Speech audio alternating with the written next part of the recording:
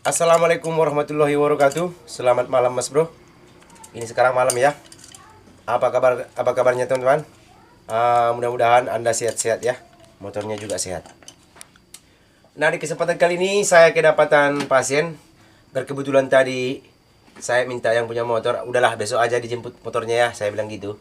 Tujuannya adalah untuk kita buat sebagai pembelajarannya teman-teman. Jadi ini motornya Yamaha Lexi. Boleh dilihat bodinya. Ya, seperti inilah keadaannya ya Mas Bro. Oke Mas Bro, jadi keluhan dari konsumen saya ini adalah ini motornya terkadang merebet, terkadang tidak. Jadi kadang merebet ini yang lebih susah Mas Bro. Kadang merebet, kadang tidak. Lebih baik merebet terus agar bisa kita prediksi apa yang rusak ya kan. Jadi sekarang kadang merebet, kadang tidak. Terus kemarin katanya sudah ini diperbaiki, katanya yang rusak adalah sensor radiator atau sensor kolan radiator. Atau bisa kita sebut dengan sensor suhu.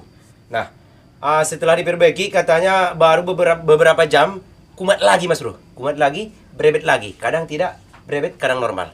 Oke. Nah, untuk sekarang kata yang punya motor untuk bagian full pump normal, yang lain-lain normal sudah pernah dicek ya, baru direparasi, tapi motornya tetap saja merebet. Oke, nah sekarang kita akan coba kita nyalakan dulu kunci kotaknya Mas Bro. Kita lihat ke speedometer ya. Nah sekarang coba saya nyalakan speedometer kunci kotaknya. Bisa kita lihat. Nah, benar Mas Bro. Di sini ada kode kerusakan ya. Di situ terlihat kodenya ada 21. Artinya ini 21 kedipan. Tapi yang herannya ini lampu indikator tidak menyala atau tidak berkedip, menyala terus maksudnya. Ini kan sudah beberapa detik atau sampai 1 menit saya nyalakan kunci kontak. Namun untuk lampu dari indikator ini sama sekali tidak menyala. Sama sekali tidak berkedip. Mohon maaf. Dan di sini ada kode 21. Artinya memang ini betul bahwasanya yang rusak adalah ECT atau biasa kita sebut dengan engine coolant temperature. Nah, sekarang mari kita bongkar dulu koper-kopernya Mas Bro. Jadi untuk pembongkaran kita skip aja ya untuk mempercepat durasi. Oke Mas Bro, jadi ini sudah bagian kopernya sudah kita buka separuh ya. Ini. Jadi untuk bagian full pump nggak usah kita cek lagi ya, karena ini udah jelas-jelas masalahnya ada kode 21 tadi di dashboard. Nah sekarang sebelum motor kita nyalakan, ini kita scanner dulu teman-teman. Kita pasang scanner dulu ya. Kita butuh alat bantu seperti ini. Ini scanner yang JDM 100 udah ada saya review di video-video sebelumnya ya. Ini sekarang saya pasangkan dulu ke sini.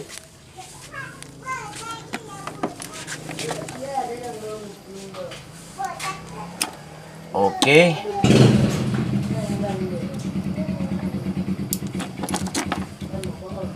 Nah, seperti ini teman-teman ya. Oke.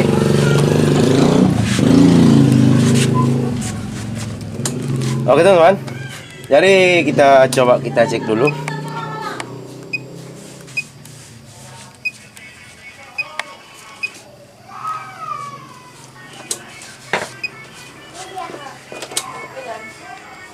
Mau didiagnosa.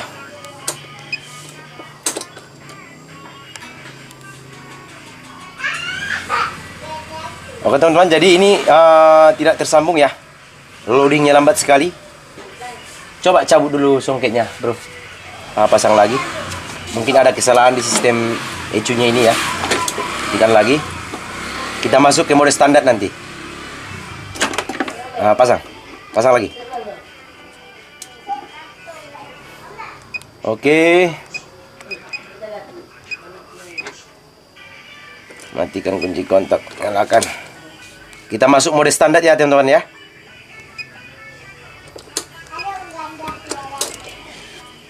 Mode standar. Nah, di sini bisa Anda lihat di atas menu yang paling atas itu ada putaran mesin. Nah, di bawahnya ini, yang ini, di sini kan ada temperatur mesin.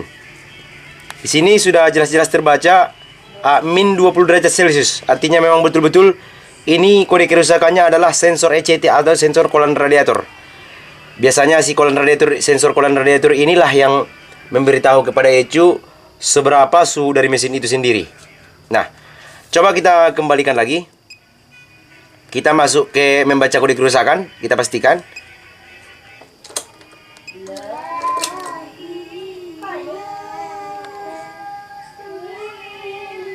Di sini jelas 21 kedipan maksudnya kerusakan pada kolam temperatur sensor atau ECT, engine kolam temperatur. Nah, sekarang kita nyalakan dulu teman-teman. Kita nyalakan dulu atau begini aja dulu, kita hapus dulu, kita coba kita hapus. Tapi sebenarnya ini adalah kejadian yang sedang berlangsung. Kalau memang sejarah kerusakan, maka itu nanti tidak akan terbaca di dashboard. Nah, sekarang kita coba kita hapus ya.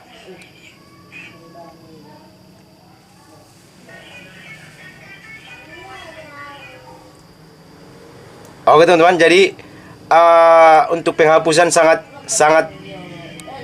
tidak bisa ya, loadingnya sangat lambat. Artinya memang saya rasa ada masalah pada ECU, dan lagi pula ini sensor kolam temperaturnya belum terpecahkan masalahnya ya. Artinya masih dalam keadaan rusak. Tapi yang punya motor memang bilang ini kalau masalah kolam radiatornya sudah, sensor kolam radiatornya sudah pernah diperbaiki.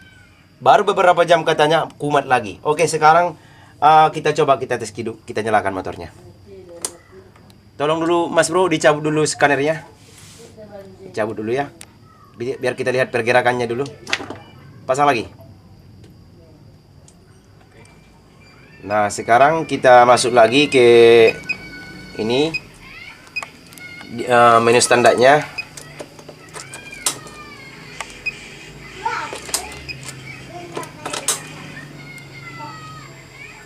Sekarang kita nyalakan motornya Mas Bro.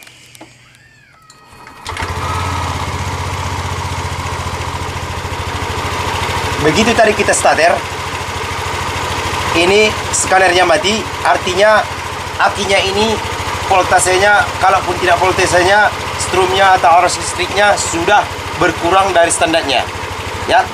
Dan sekarang coba saya gas.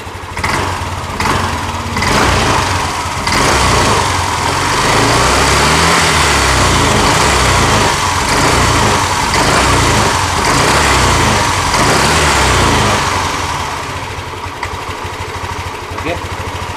Dari stasionernya ada yang sedikit sendat-sendat teman-teman.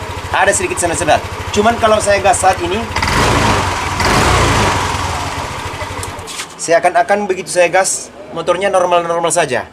Jadi saya yakin ini nanti kalau kita serahkan sama yang punya motor, saya yakin sebelum kita perbaiki ini, biarpun tadi saya gas tidak ada sendat-sendat, saya yakin dia akan balik lagi ke bengkel ini. Karena masalahnya ini belum dapat. Ini kadang mau, kadang tidak. Artinya di sini tadi udah jelas, kita lihat min 20 derajat Celcius.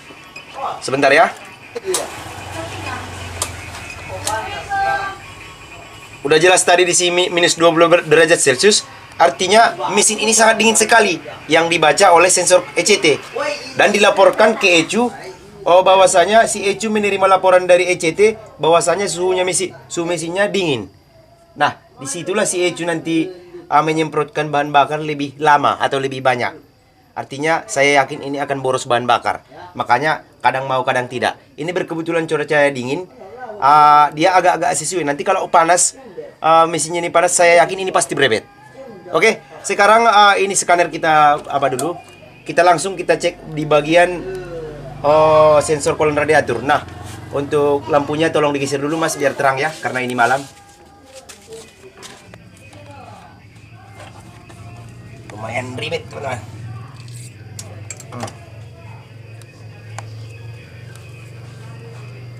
Alhamdulillah ternyata benar. Ini sudah diganti untuk songketnya. Karena dari warna kabelnya nggak mungkin warna putih ini. Ya, warna putih sama warna biru nggak mungkin. Lagi pula dari cara menyelesainya selasi bannya ini atau lakbannya ini nggak mungkin kayak gini dari pabrik. Ya betul-betul ini udah disambung. Sebentar, miringkan dulu ke sana. Nah ini dia, udah disambung-sambung teman-teman. Jadi warna aslinya, Mas Bro, tolong cek dulu ini lampunya, biar jelas dilihat teman-teman kita. Nah, ini dia aslinya teman-teman. Bisa Anda lihat di sini warna hitam bergaris biru satu biji, dan yang satu biji lagi ini warna hijau bergaris merah.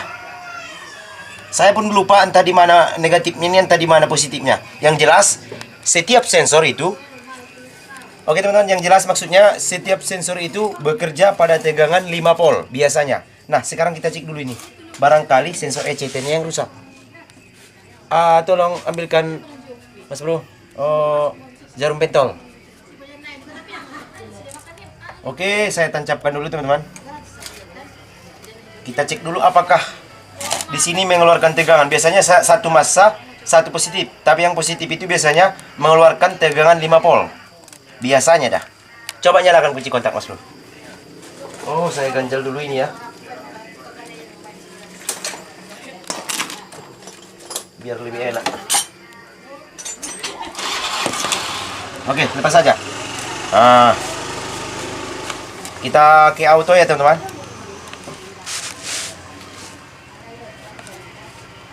Ini kontak dalam keadaan nyala apa enggak? Nyalakan. Matikan dulu.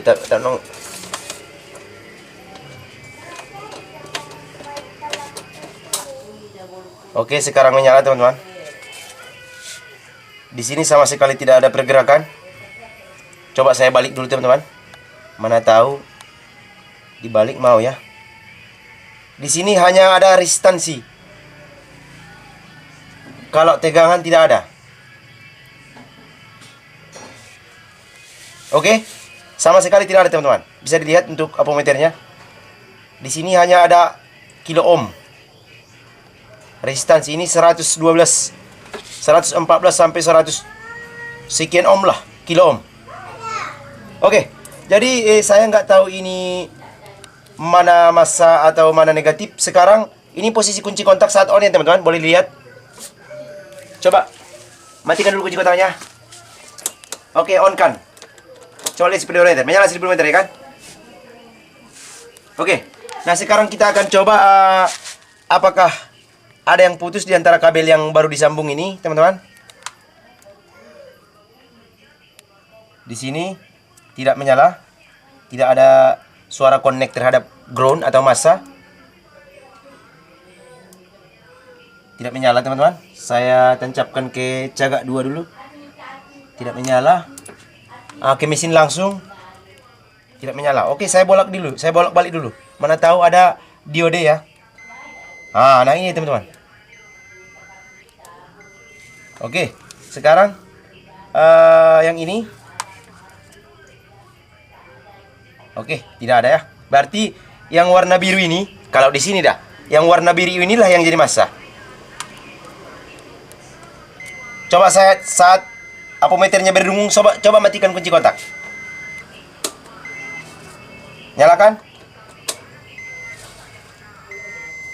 Matikan.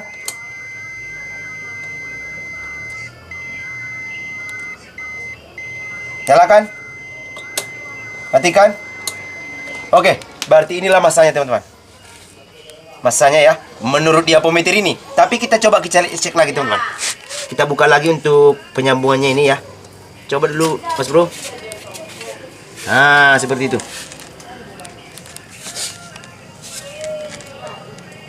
Sebentar, tahan.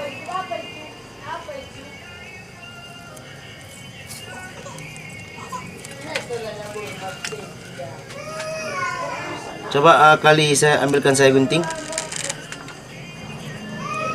Ada di tempat kunci-kunci kayaknya.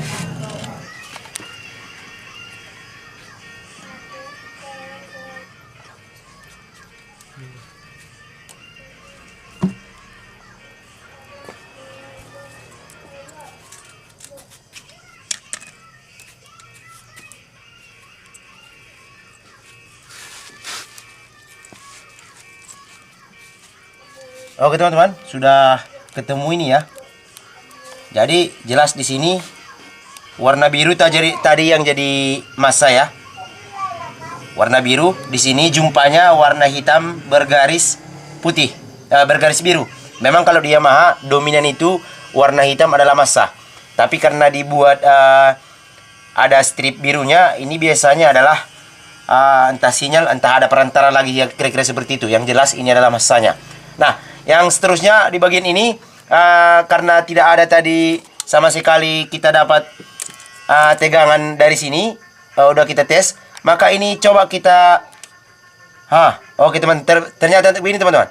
Setelah saya tarik, tujuan saya tadi untuk menarik ini teman-teman, menarik sambungan dari yang disambung bengkelnya terlebih dahulu ya. Ternyata setelah saya tarik, coba dilihat,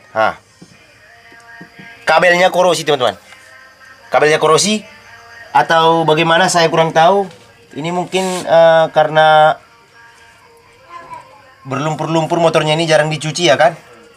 Nah, sekarang saya tarik lagi teman-teman. Saya tarik lagi, apakah kabel yang satu lagi ini ada mau patah entah segala. Ternyata patah juga teman-teman. Saya paksakan, saya tarik, ternyata patah juga. Artinya ini kabelnya ini sudah korosi. Bisa Anda lihat? Mungkin dari itulah meskipun diganti songketnya, kalau arus voltasenya tidak masuk ke sini, sama saja teman-teman.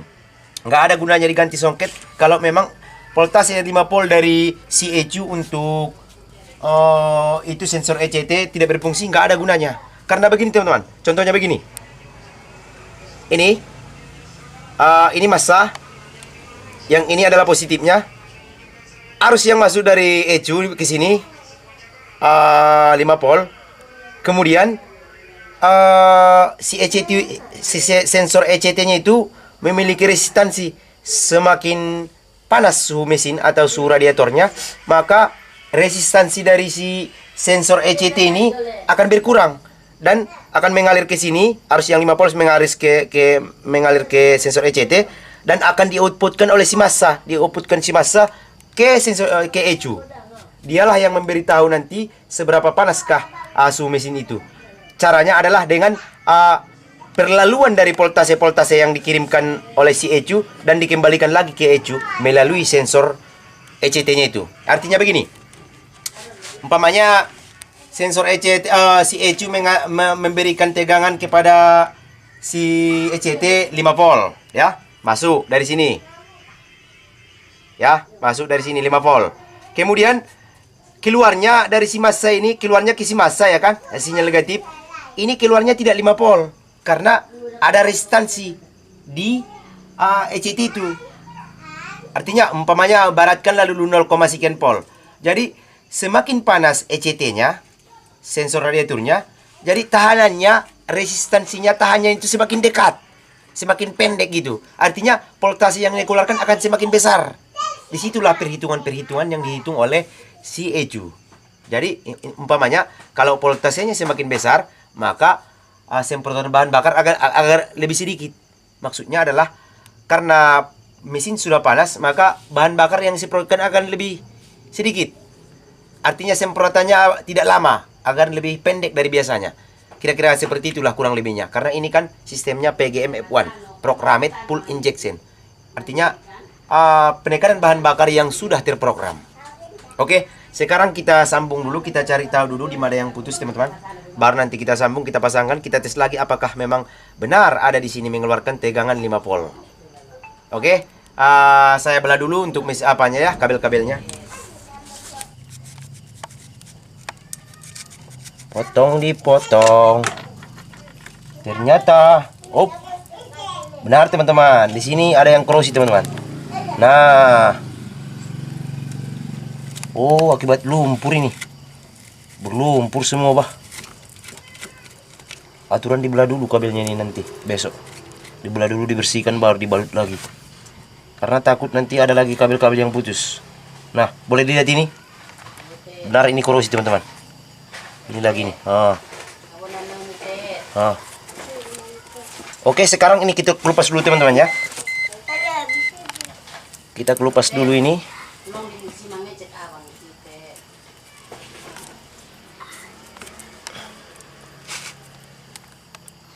Lumayan sempit juga teman-teman.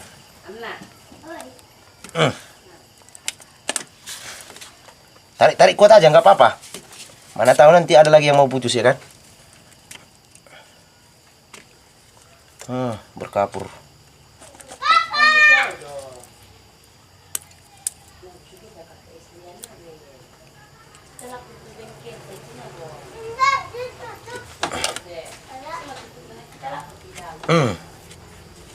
Oke.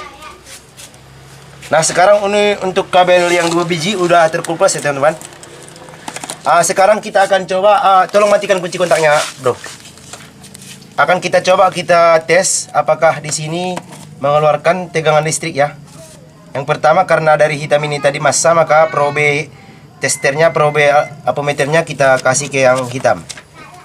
Nah, kemudian saya pasang di sini. Coba nyalakan kunci kontak. Bisa dilihat teman-teman. Di sini untuk tegangan voltasenya 4, sekian volt DC ya. Jelas ya, bisa dilihat ya. 4, sekian volt DC. 4,944 volt DC. Sekarang coba saya ini yang bagian positifnya ini saya tancapkan di sini, kemudian masanya ini saya coba di mesin motornya dulu. Sama teman-teman. Sebentar ya. Ini tegangannya lebih rendah sedikit ya. Tapi kalau kita langsung, sebentar. Pokoknya ini sekitar 4 volt sampai 5 volt lah. Kalau yang jelasnya itu 5 volt kalau prosedurnya. Cuman ini 4,9 sekian. Oke. Nah, sekarang ini akan kita coba kita langsungkan dulu teman-teman. Kita sambung dulu ke ini ya, ke soketnya yang baru. Apakah sampai nggak ke sini ya? Soketnya di sini kira-kira seperti ini. Sambungannya di sini. Oke, sampai. Banyak berlebihan pun nggak bagus teman-teman. Kita langsung aja biar nggak banyak sambungan ya kan.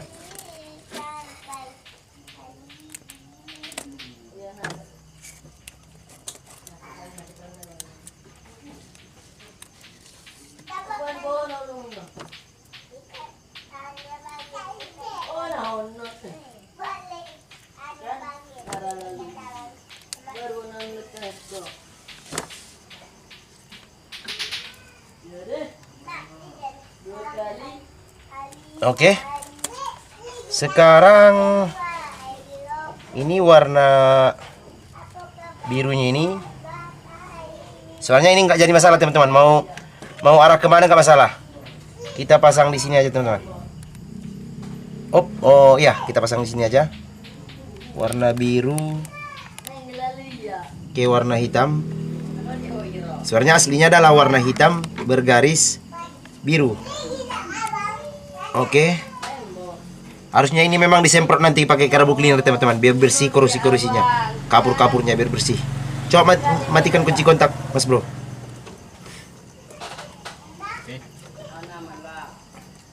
Oke teman-teman, jadi sementara kita nggak usah diselasi dulu ya, kita coba tapi diusahakan jangan jumpa biar nggak susah nanti pembacanya.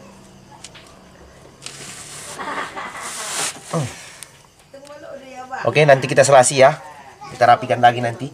Rencana pun kalau udah kayak gini mau saya bongkar lagi nih nanti pembalut kabelnya nih. Takut saya banyak di dalam lumpur-lumpur teman-teman. Itu yang menyebabkan dan yang mengakibatkan kabel-kabel ini korosi. Ini sementara saja ya, biar kita cek dulu. Nah, coba saya pasangkan scanner. Coba dipasang, bro.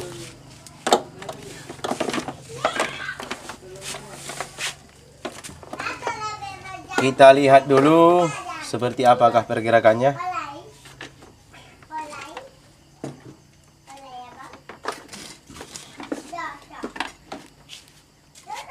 Mohon maaf, untuk penyambungan dari scanner ini agak sedikit lambat karena mekaniknya baru pemula nih ya teman-teman. Dia masih bisa mengganti gigi tarik aja yang bisa. Baru 2 bulan. Udah berapa bulan kerja di bengkel, Mas Bro? 2 bulan, Pak. Berapa? Sorry Mas Bro, maaf Mas Bro. Ini agak lucu kawan kita ini. Udah? Bentar, Pak. Lambat sekali kau. Sebentar teman-teman ya. Oke. Kita coba masuk ke menunya Yamaha. Kita pilih Yamaha.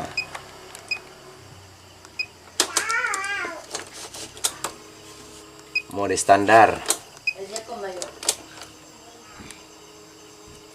Bisa dilihat untuk temperatur mesin di sini sudah terbaca 42 derajat Celcius. Tadi sebelum sebelum soketnya kita benarkan, di sini tadi minus 20 derajat Celcius. Artinya ini sudah membaca normal. Ya, sekarang coba kita nyalakan.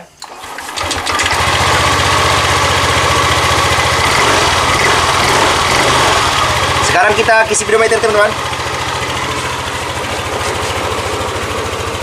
Oke, di sini masih ada apa ya, teman-teman? Masih ada masih ada lampu indikator yang menyala, dan di sini juga ada menyala lampu radiator, teman-teman.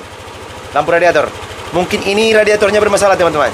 Jadi ini kita cek dulu, kita ke scanner dulu.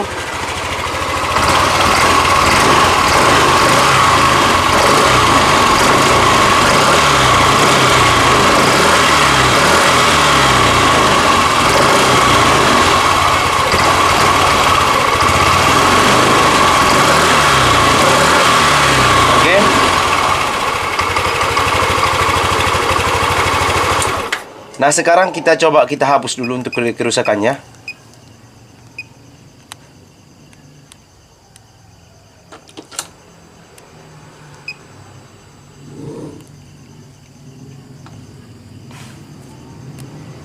Oke, bisa dilihat penghapusan berhasil. Oke. Sekarang kita coba kita lihat lagi ke speedometer, teman-teman.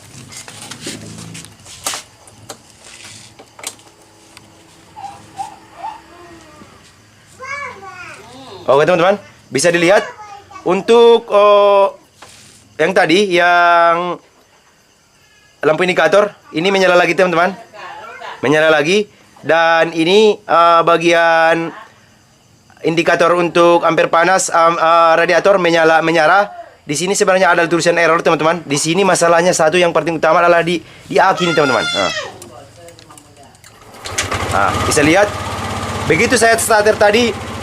Ketika saya starter, maka lampunya ini berkedip-kedip. Artinya ini akinya ini sudah tidak berfungsi, teman-teman. Nah, di sini bisa terbaca VVI atau variable valve teknologi. Ini maksudnya bukan karena ada masalah di sini, teman-teman. Kalau di sini nggak ada masalah. Oke, kalau bila perlu yang yakin kita cek dulu di sini untuk VVI-nya. Kita masuk ke sini. Variabel valve, kontrol pulutan langsam. Oke, di sini tidak ada.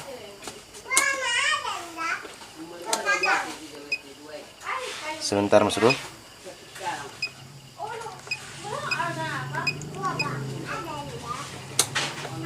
Kita masuk mode diagnosa.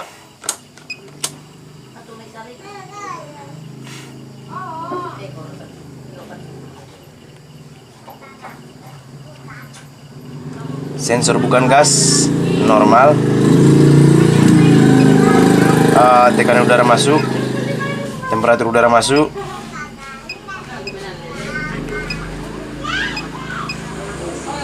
Switch standar samping. Ini Pak VVI, variabel valve. Bisa lihat starternya berat, teman-teman. Bahkan begitu saya starter,